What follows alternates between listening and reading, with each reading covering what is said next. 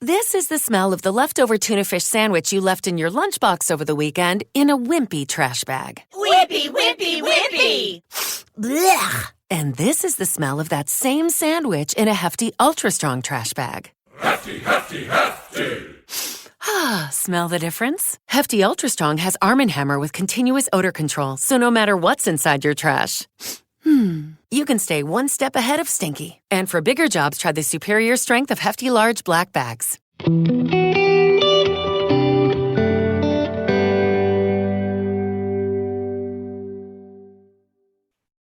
Hi, and welcome to the latest episode of History You Didn't Know But Should. I'm Ray. And I'm Chris. And today we're going to be looking a little bit at the life of P.T. Barnum. And when people think of P.T. Barnum, of course, they often think of the circus. But Chris, it wasn't until his 60s that he actually got involved with the circus. Yeah, absolutely. And I think others will probably be more familiar with P.T. Barnum, not necessarily through the circus, but through a movie that came out not too long ago called The Greatest Showman. And you know that movie basically is telling the story of how Phineas Taylor Barnum from little known Bethel, Connecticut, remakes himself and from these humble beginnings as an impoverished country boy into the greatest showman. And you know, Ray, if people have watched that movie, it's got some amazing songs in it, and it is exactly what a movie does. It has a good storyline. The problem is that movie can be very deceitful as it relates to who P.T. Barnum was, his legacy, and what we're supposed to do with it, right? I mean, because he didn't leave this great legacy behind of just master showman. Some people might even call him, instead of the greatest showman, they might call him the greatest pretender or the greatest deceiver or the greatest milker of people's monies, I guess. And so I think, once again, it's another reminder to us of the importance of knowing all aspects of history so that we have a good understanding of what it is that we're watching, what we're studying, what we're learning, and maybe even who we're trying to become. Yeah, the Greatest Showman movie, I think it did get one thing right. I think it did, in some ways, as you mentioned, sort of romanticize P.T. Barnum a little bit. But I think one thing it got right, and I think this also, there's a positive side to this, but a negative side. The positive side to it, he loved to entertain people. He loved to put on a good show. And yes, the negative side to that is that a lot of the things he did was less than honest. Acts he put on or displays he put out were not exactly what they were supposed to be. But, I guess that comes with the man who was this great showman, right? Well, and that's exactly what he sought to do. I mean, and, we have to, as we'll go through his story, we understand that he was not just invested in the circus, but he created this, museum. He had these unique curiosities. He promoted hoaxes.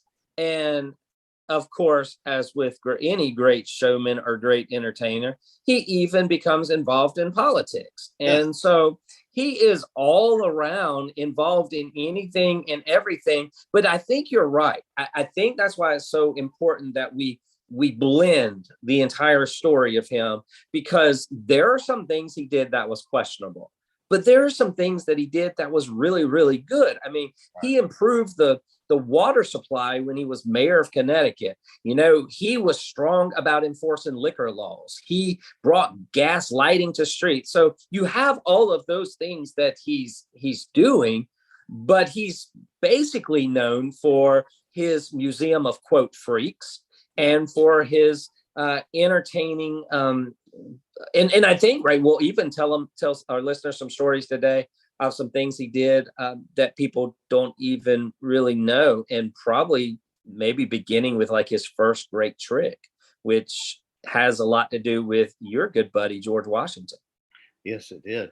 But before we get to that, P.T. Barnum, he didn't have an easy life. Growing up maybe wasn't the easiest in the world for him. And of course, he's born in 1810, July of 1810. And, I know life at that time wasn't easy for a lot of people. And it certainly that's true for P.T. Barnum. His father dies when he's a young teenager. I think he was about 14, 15 years old when his father dies. And the care of his mother and his 5 sisters and brothers really landed on his shoulders because he was the oldest. So, he had to go out and he had to work these jobs, and he worked a variety of jobs. He tried working in a grocery store. He tried going door to door, I guess, selling Bibles. He did all sorts of odd and end jobs, trying to keep himself going, keep his mom and his sisters and brothers going. So, he didn't have an easy childhood necessarily. He didn't have what a lot of people would think of today as your typical teenage years. He had to grow up really, really fast. So in 1829, at 19 years old, he gets married. He marries a 21-year-old woman. And it's just a few years later when he moves to New York City, Chris, and he comes in contact with this lady called Joyce Heth. And he goes on to present her as being a nurse to General George Washington, of course, the first president of the United States. And Chris, that would have made her over 160 years old at the time that he's going around and showing her off as being this extremely old woman. And I believe, Chris, right now, the oldest person in the world was 119 years old, recently died in modern history. So that this woman was 160 plus years old, certainly difficult to believe. But when she died, and this goes to, talking about maybe the underside of some of the things P.T. Barnum did. And of course, here he's a young man, probably in his 20s at this particular point. When this lady dies, when Joyce Heth dies, you know how old they found her to be? How old was that? 84. She wasn't 160 plus years old, which means, of course, she wasn't George Washington's nurse. But I think what you have here is a case where P.T. Barnum finds this lady and he puts her on as this spectacle, sort of this show, sort of this imagination, lets people imagination run. And, well, imagine if this woman really did. And, and she told the tale and did all of that kind of stuff. But of course, she was not who P.T. Barnum presented her as. Well, and let's be honest, he was, struggling, as you mentioned. He was trying to raise a family. He was, working in a grocery store. He was looking for a money-making gimmick. And P.T. Barnum said, he said something to the point that I believe that the way that I could succeed is if I found a way where I could get hold of a public exhibition. If I could get something that would just captivate people, I could do it. And he found it in, how do you say her name? Did you say Heth? Do you think that's how you say it? Yeah, I just said Joyce Heth, H-E-T-H. But Ray, there's a problem with this. Slavery's outlawed. Yeah. And yet there's this loophole that I discovered. And the loophole was that while slavery was outlawed, he would be allowed to lease her for a year for $1,000. Yep. He didn't have $1,000, but what he does is he borrows 500. He's got 500, and he begins his career in show business by going into debt, leasing a female slave who turns out to be a fraud. Yeah. And that whole thing right there, you start out like you're going to hold out.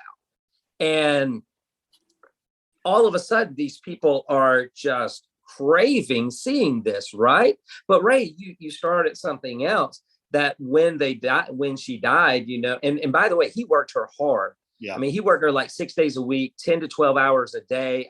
She was, on spectacle, right? She had to tell stories, didn't she? Yes. But he trained her, right? Did all of these things to train her to tell these stories. But she dies. And honestly, the reason that she dies is he overworked her. Yeah. But Ray, how did they find out that she wasn't 161 years old? So he invited everybody together, and they paid, I think, 25 cents. Yeah, he put her body on basically in a show. because what he wanted to do is he wanted to prove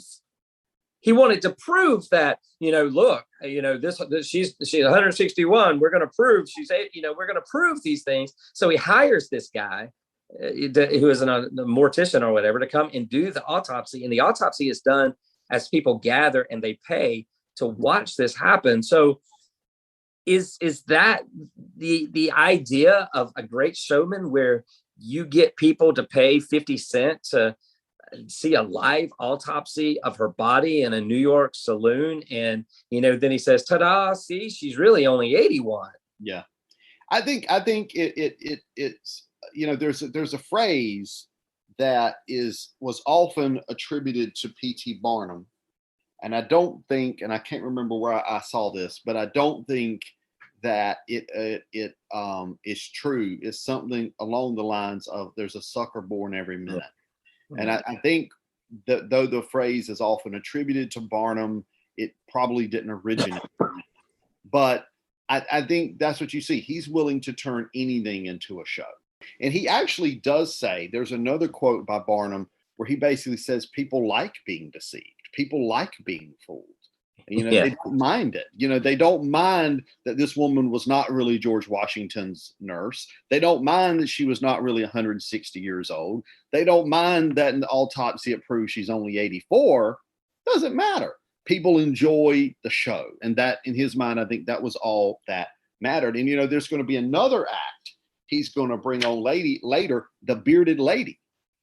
Okay. And the bearded lady was actually a lady called Josephine. But a man says, that's not a woman. There's no way in the world this is a woman. That's a man that you're trying to pass off as a woman.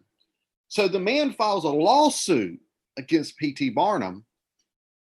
And guess what they discover? Guess what the judge discovers in the trial? What's that? She's a woman. I mean, not all of his acts were frauds. Not all of them were hoaxes. But I think when you look at P.T. Barnum, it was more about making the money and giving the public what they wanted, even if it really wasn't what it appeared to be. Yeah, and we've talked about hoaxes, and we've talked about things that were actually true. And he also liked to have fun with the things that he was doing. I think he was trying to take people outside of the world and give them entertainment. This is his idea of entertainment. You've told that story, and I know we told the story of the other one. We could talk about the Fiji mermaid. That was that, creature with the body of a monkey and the tail of a fish. Weird. But I really enjoyed studying about General Tom Thumb. Yeah. General Tom Thumb, it was the smallest person that ever walked alone. He was like a 4-year-old kid who they claimed to be 11, and P.T. Barnum had trained him to be able to imitate all kinds of people and voices. But what was so funny, I guess it's not funny, I guess it's sad, is that he had this boy drinking wine and smoking cigars by like the age of 5. And the crowd loved it. Oh. I mean, for them, there was something funny about coming and paying 25 cents to watch a 5-year-old smoke cigars, drink wine, and talk in the voice of Hercules. That's that oddity. And Ray, who are we to judge? Because at the state fair in North Carolina, even today, there's the bearded lady, or there's the world's tallest man, or there's the woman living in a bubble. Yeah, the world's tallest horse. Yeah, I guess the sucker's born every minute, and it's still being born. Yeah, in general, Tom Thumb, he's actually going to become quite wealthy thanks to P.T. Barnum. He's going to make a lot of money. He's going to go to Europe. He's going to get an audience with the Queen Victoria. He's quite he becomes quite the showman himself.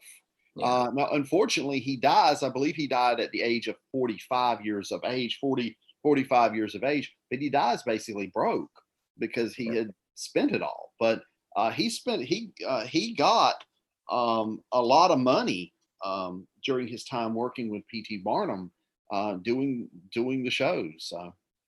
And it's that idea of the greatest showman. I think now you can look at P.T. Barnum's original thoughts and what he was really trying to do. But he even said, listen, I use these things to draw people to my museum.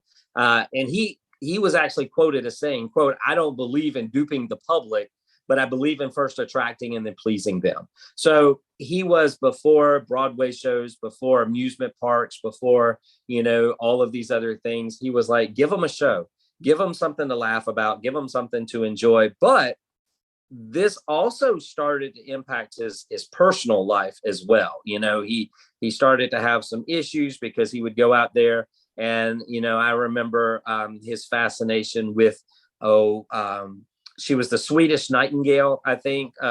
Was it Jenny Lind? Is that, when he was basically promoting Tom Thumb, he kind of came across this angelic of a voice, right? And that kind of caused a few issues also. Yeah, he was very involved with her. He brought her back here to the United States and put her on. She did a performance there in New York City, and she was another one who was very well paid for her time. She received about $1,000 a night in her shows. But he brought her over here and promoted her. I mean, one thing we could say about P.T. Barnum was that he knew how to promote stuff. Yeah, I know I'm talking off the top of my head, but he do like a contest, such as like the fattest baby contest, and he would do like the most handsomest twins, and I think he even judged chickens and things of that nature. And it even ticked off Mark Twain, I think, because I think even Mark Twain thought it was like trashy. He thought it was offensive, and Mark Twain said he had sincere pity for the wretched man who came up with that idea. So it says a lot when Mark Twain starts talking junk about you, considering some of the things that old Mark Twain did. Well, at this point in history, in the 1800s, public entertainment wasn't viewed very fondly to begin with.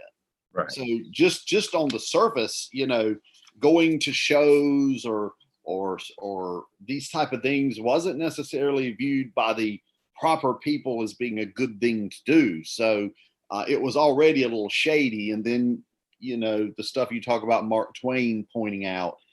So another act, Chris, that P.T. Barnum got involved with was promoting these two Siamese twins called Chang and Ying. And they weren't Siamese, actually. They were of Chinese descent. But I believe Chris had mentioned to me off the air that we had actually done a podcast on these two guys. And they would go out there and they would, they would put on a show. They would be the amazing Siamese twins and everything like that. But there was a really tragic backstory and tragic end to these two performers. First off was they absolutely hated each other. They were connected at along the abdomen region, but they absolutely could not stand each other.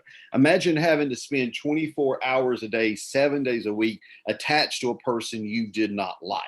But that was the fate of Chang and Ying. And unfortunately, one night, what happens is that they have a fight, they go to bed, and in the middle of the night, apparently Chang dies in his sleep.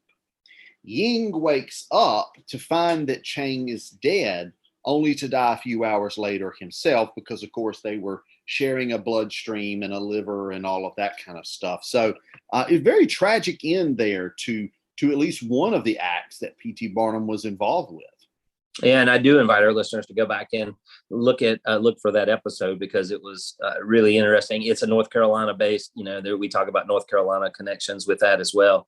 And all of these people were kind of put under the big top, but it wasn't the big top of the circus, because one of the things that Barnum had established there in New York was this Barnum's American Museum, where all of these oddities and unique acts were all brought together.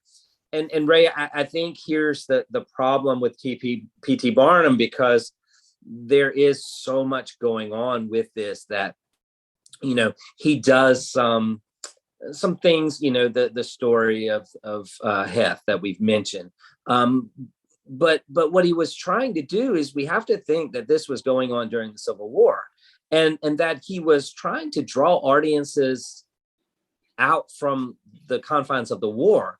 he was trying to get them to laugh in a time where you couldn't laugh. And now he kind of blurred a little bit with that because he was a very pro-union kind of guy, and he demonstrated, division. He didn't like the South and the Confederacy, but, he had this American Museum. But unfortunately, I think in 1864, because of his leanings in the Civil War, because of his Union sympathizing, there were some Confederates who didn't appreciate his views and started a fire and actually burned the museum to the ground.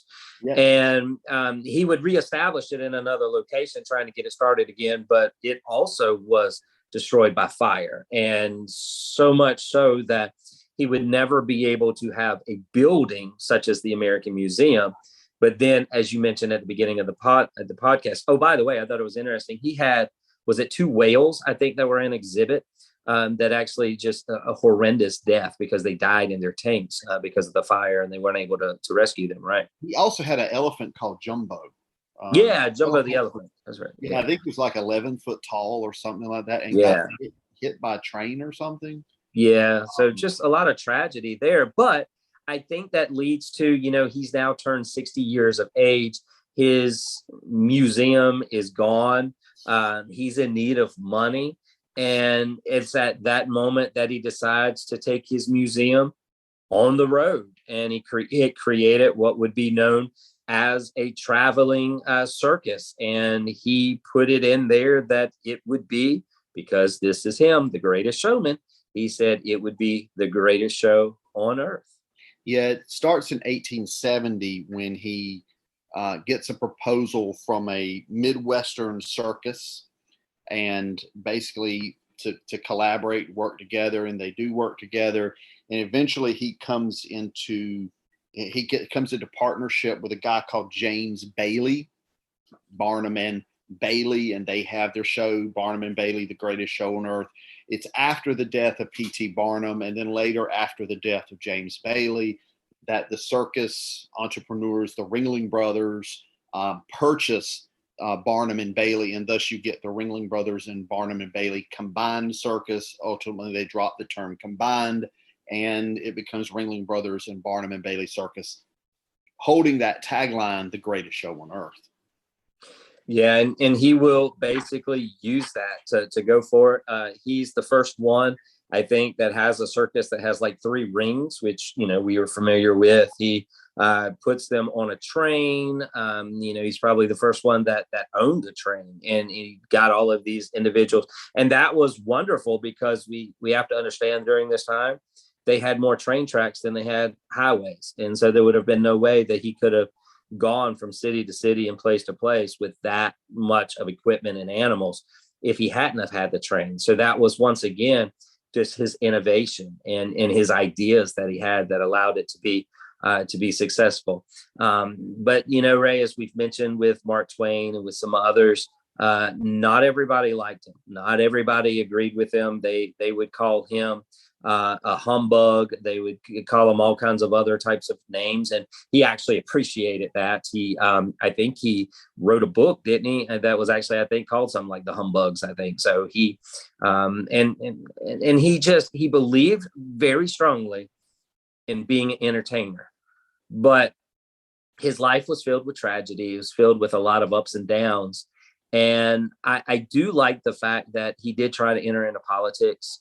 And was actually elected in the legislature as a representative, and then he would go on to be mayor.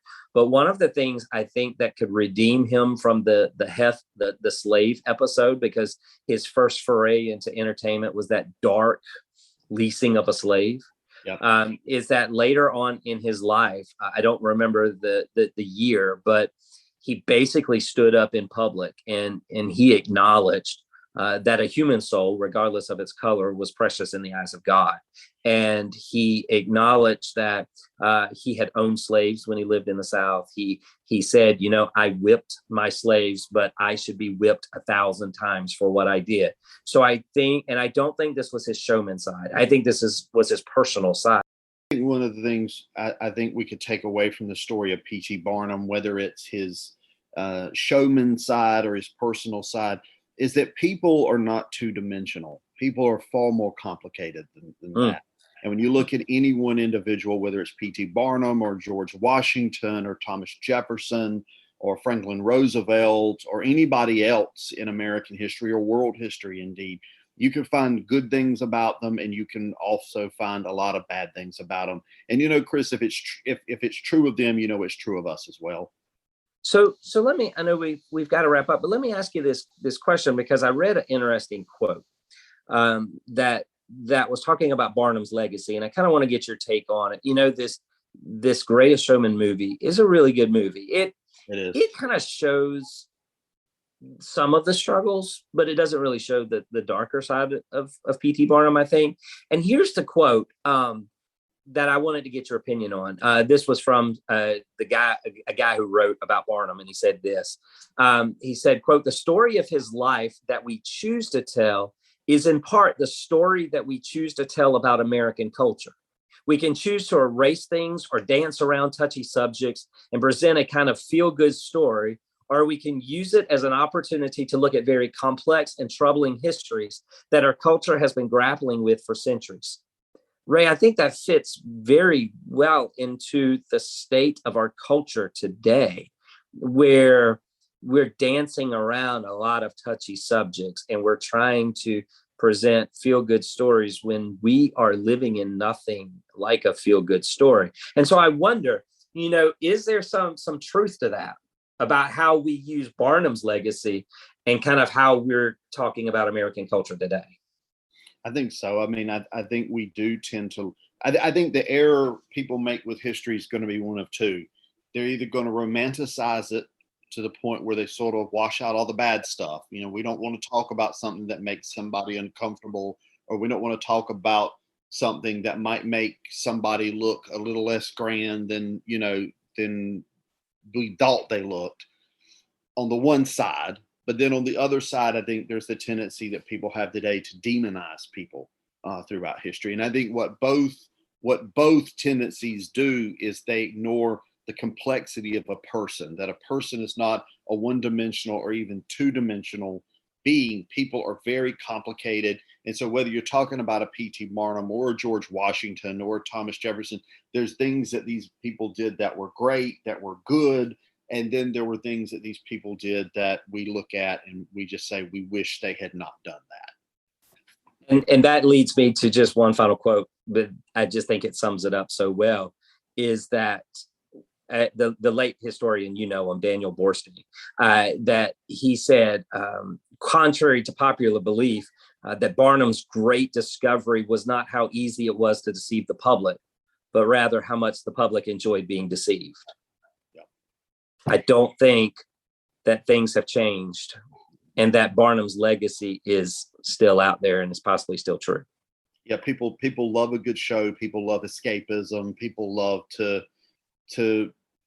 people love illusions. You think about David Copperfield and those type of acts. People love, even when they know this is not exactly what it appears to be. David Copperfield didn't make the space shuttle really disappear or whatever it was, but people like to pretend. People like to believe the impossible type of thing sometimes. And I think that's absolutely true.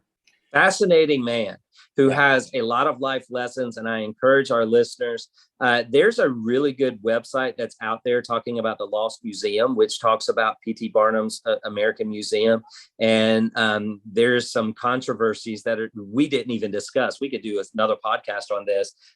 His wife dies, and it's not long after his wife dies that he marries someone else who I think was like 40 years. Yeah, in the 20s.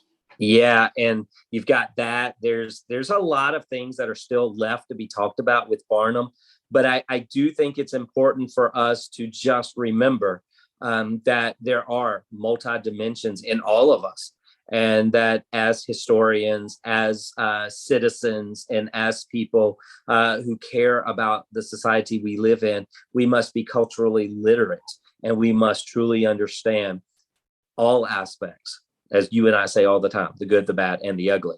And for Barnum, there was a lot of all three. So I loved talking about this. Thanks so much for suggesting it. And I hope our listeners got a kick out of it as we did. And, I guess now that we're ending, I guess you can literally bring in the clowns.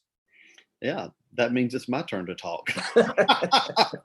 Yeah. So thanks, Chris, for another great episode. Of course, our listeners, I encourage you to share this episode with your family and friends as always.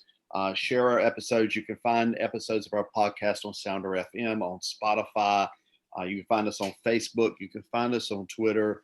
You can always email us at historyyoushouldknow@gmail.com. That's history, the letter you should know @gmail.com. If you have show ideas, suggestions, etc., please get in contact with us. So until next time, I'm Ray. And I'm Chris. And we'll talk at you later.